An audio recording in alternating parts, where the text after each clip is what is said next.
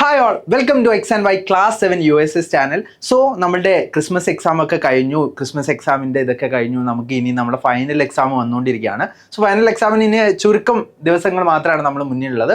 So അടിസ്ഥാന ശാസ്ത്രം അല്ലെങ്കിൽ ബേസിക് സയൻസിൽ ഒരുപാട് പേർക്ക് ഡൗട്ട് വന്നിട്ടുള്ള കുറച്ച് ക്വസ്റ്റ്യൻസ് ഉണ്ടായിരുന്നു നമ്മൾ ക്രിസ്മസ് എക്സാമിന്. ആ കുറച്ച് ക്വസ്റ്റ്യൻസ് എന്ത് ചെയ്യാം നമുക്ക് നോക്കാം. അതുപോലെ തന്നെ നമ്മൾ ഫൈനൽ എക്സാമിൻ്റെ കേസിൽ നമ്മുടെ വാർഷിക പരീക്ഷ അല്ലെങ്കിൽ നമ്മുടെ ആനുവൽ എക്സാമിൻ്റെ കേസിൽ കുറച്ചുകൂടി ഇമ്പോർട്ടൻ്റ് ആയിട്ട് വരുന്ന കുറച്ച് ടോപ്പിക്സ് ആണ് ഈ ഒരു ബേസിക് സയൻസിലുള്ള കുറച്ച് പാർട്സ് എന്ന് പറയുന്നത്. സോ അതിൽ കുറച്ച് ക്വസ്റ്റ്യൻസ് എന്ത് ചെയ്യാം നമുക്ക് ചെയ്ത് നോക്കാം. സോ ഫസ്റ്റ് ക്വസ്റ്റ്യൻ നമുക്ക് തന്നുള്ളത് ക്രിസ്മസ് എക്സാമിന് തന്നെ വന്നിട്ടുള്ള ഒരു ക്വസ്റ്റ്യൻ ആണ്. ഒരു ടേബിൾ കൊടുത്തിട്ടുണ്ട്. ആ ടേബിൾ നമ്മൾ എന്ത് ചെയ്യണം? മാത്സ് ഫോളോയിങ് ചെയ്യണം. ഇത് ഒരുപാട് പേർക്ക് കിട്ടിയിട്ടുണ്ടാവും. ഈ ഒരു ക്വസ്റ്റ്യൻ ഈസിലി കിട്ടിയിട്ടുള്ള ക്വസ്റ്റ്യൻ ആണ്. സോ നമുക്ക് നോക്കാം ഈ ഒരു ക്വസ്റ്റ്യനിൽ എന്താണ് നമുക്ക് ആൻസർ വരുന്നത്. അതായത് the table prepared by a student on the basis of transmission or reflection of light. അതായത് ഒരാൾ റിഫ്ലക്ട് ചെയ്യുന്നതിനനുസരിച്ച്, അതായത് ട്രാൻസ്മിഷൻ അതായത് കടത്തി വിടുന്നതിനനുസരിച്ച്, ലൈറ്റിനെ കടത്തി വിടുന്നതിനനുസരിച്ച്, അതുപോലെ തന്നെ റിഫ്ലക്ഷൻ അനുസരിച്ച്, അതായത് ലൈറ്റിനെ റിഫ്ലക്ട് ചെയ്യുന്നതിനനുസരിച്ച്, പ്രതിപദിക്കുന്നതിനനുസരിച്ച് കുറച്ച് ഒബ്ജക്ട്സിന് എന്ത് ചെയ്തിട്ടുണ്ട്? ടേബിൾ ആക്കിയിട്ടുണ്ട്.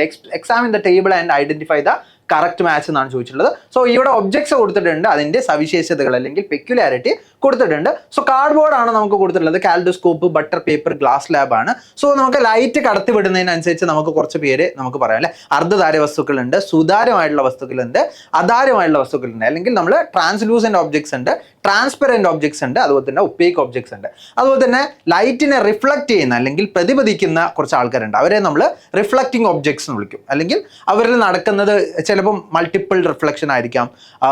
അതായത് നല്ല രീതിയിൽ മൾട്ടിപ്പിൾ ആയിട്ട് റിഫ്ലക്ഷൻ അല്ലെങ്കിൽ പ്രതിപതനങ്ങൾ നടന്നിട്ടായിരിക്കും അതിൽ ഇമേജസ് ഫോം ചെയ്യുന്നുണ്ടാവും. സോ നമുക്ക് നോക്കാം. കാർഡ്ബോർഡ് എന്ന് പറയുന്നത് ലൈറ്റിനെ കടത്തി വിടാത്ത ഒരാളാണ് അല്ലെ. അപ്പോൾ അയാൾ ഒപ്പേക്ക് ആയിരിക്കും അല്ലെങ്കിൽ അധാരമായിട്ടുള്ള ഒരു വസ്തു ആയിരിക്കും ഉണ്ടാവുക. സോ ഒന്ന് ഡി ആണ് കറക്റ്റ് ആയിട്ട് വരുന്നത്. കാലിഡോസ്കോപ്പ് എന്ന് പറയുന്നത് 3 പ്ലെയിൻ മിറേഴ്സ് അല്ലെ. 3 പ്ലെയിൻ മിറർ, അതായത് സമതല തർപ്പണങ്ങൾ എന്ത് ചെയ്യും നമ്മൾ കറക്റ്റ് ആക്കിയിട്ട് ഇങ്ങനെ 3 എണ്ണം വെച്ചിട്ട് ഒരു ഇക്വലാറ്ററൽ ട്രയാങ്കിൾ അല്ലെ, അതായത് എല്ലാ ആംഗിളും എല്ലാ കോണുകളും ഈക്വൽ ആയിട്ടുള്ള ഒരു ട്രയാങ്കിൾ പോലെ നമ്മൾ സെറ്റ് ചെയ്തിട്ട് വെക്കുന്നതിനാണ് നമ്മൾ കാലിഡോസ്കോപ്പ് എന്ന് വിളിക്കുക. സോ കാലിഡോസ്കോപ്പിൽ നടക്കുന്നത് എന്താണ്?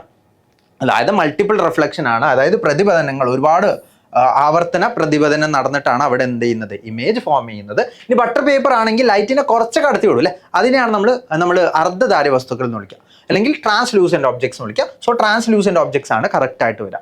ഇനി ഗ്ലാസ് ലാബ് കറക്റ്റ് ആയിട്ട് വരുന്നത് ട്രാൻസ്പെറൻ്റ് ആണ്. കാരണം ലൈറ്റിനെ നന്നായിട്ട് കടത്തി വിടും. അതിനെയാണ് നമ്മൾ സുതാര്യമായിട്ടുള്ള വസ്തുക്കൾ എന്ന് വിളിക്കുക.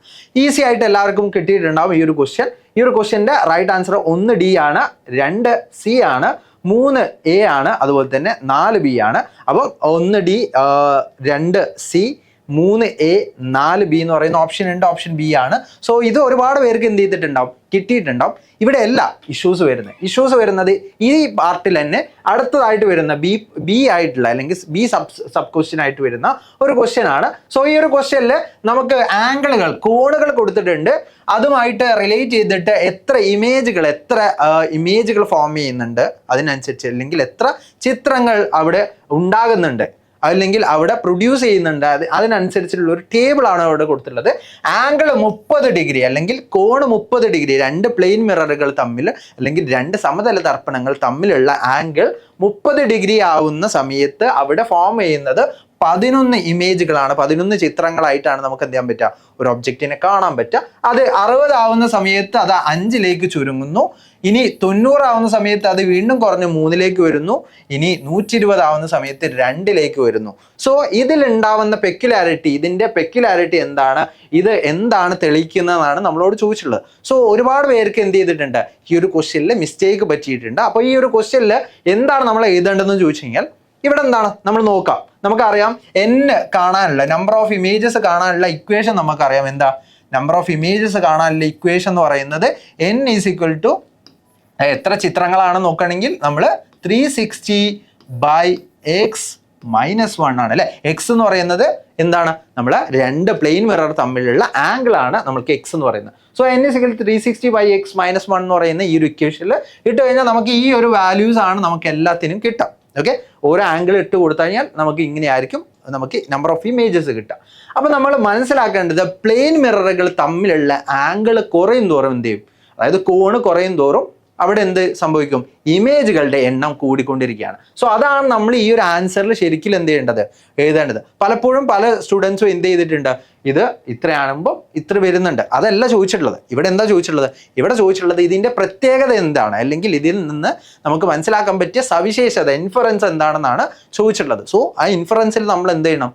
ആംഗിൾ കുറയുന്തോറും ഈ നമ്പർ ഓഫ് ഇമേജസ് കൂടും, ആംഗിൾ കൂടുന്തോറും നമ്പർ ഓഫ് ഇമേജസ് കുറയും. ഇത് നമ്മൾ എന്ത് ചെയ്തിട്ടുണ്ട്, നമ്മുടെ ടെക്സ്റ്റ് ബുക്കിൽ കൃത്യമായിട്ട് എന്ത് ചെയ്തിട്ടുണ്ട്, കൊടുത്തിട്ടുണ്ട്. സോ അതാണ് ഈ ഒരു ക്വസ്റ്റ്യനിൽ എന്ത് ചെയ്തിട്ടുള്ളത്, ചോദിച്ചിട്ടുള്ളത്. ഇനി അതിൻ്റെ അടുത്തൊരു പാർട്ട് ചോദിച്ചിട്ടുള്ളത്, which device is used by the sailors travelling in submarines in the deep sea to find enemies. അതായത് സബ്മറൈനിൽ അല്ലെ, മുങ്ങിക്കപ്പലുകളിൽ പോകുന്ന സമയത്ത് അവർ മുകളിലുള്ള ഒബ്ജക്ട്സിനെ കാണാൻ വേണ്ടിയിട്ട് അവർ എന്താ യൂസ് ചെയ്യുന്നത്?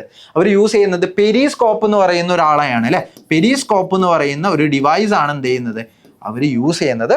അതിൽ ഏത് ക്യാരക്ടറിസ്റ്റിക് ആണ്, അതായത് മിററിൻ്റെ, അതായത് ദർപ്പണങ്ങളുടെ ഏത് സവിശേഷതയാണ് അവിടെ ഉപയോഗിക്കുന്നത്?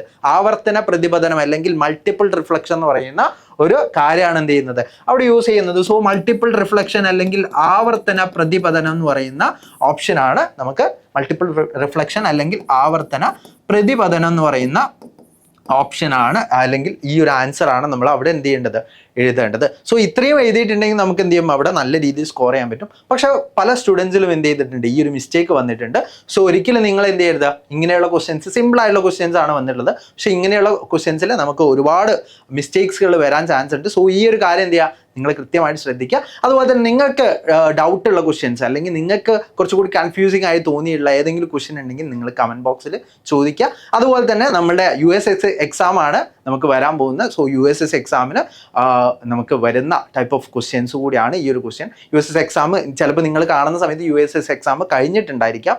എന്നാലും നമ്മൾ ആനുവൽ എക്സാമിൻ്റെ കേസ് നോക്കുന്ന സമയത്ത് എന്തായിരിക്കും, ഇത് കുറച്ചുകൂടി ഇമ്പോർട്ടൻ്റ് ആയിട്ടുള്ള ഒരു ചാപ്റ്ററാണ്. സോ നിങ്ങൾ എന്ത് ചെയ്യുക, നിങ്ങൾ ഈ ഒരു കാര്യം കൃത്യമായിട്ട് മനസ്സിലാക്കുക. നമ്മൾ വരും ക്ലാസ്സുകളിലേക്ക് പോകുന്ന സമയത്തൊക്കെ നമുക്ക് കുറച്ചുകൂടി ഇമ്പോർട്ടൻ്റ് ആയിട്ടുള്ള ഒരു പാർട്ട് കൂടിയാണ് ലൈറ്റ് എന്ന് പറയുന്നത്. സോ ഈ ഒരു കാര്യം നിങ്ങൾ തീർച്ചയായിട്ടും മനസ്സിലാക്കി വെക്കുക. സോ നമുക്ക് എന്ത് ചെയ്യാം, അടുത്തൊരു ക്വസ്റ്റ്യനൊക്കെ ആയിട്ട് നെക്സ്റ്റ് വീഡിയോയിൽ കാണാം. So thank you.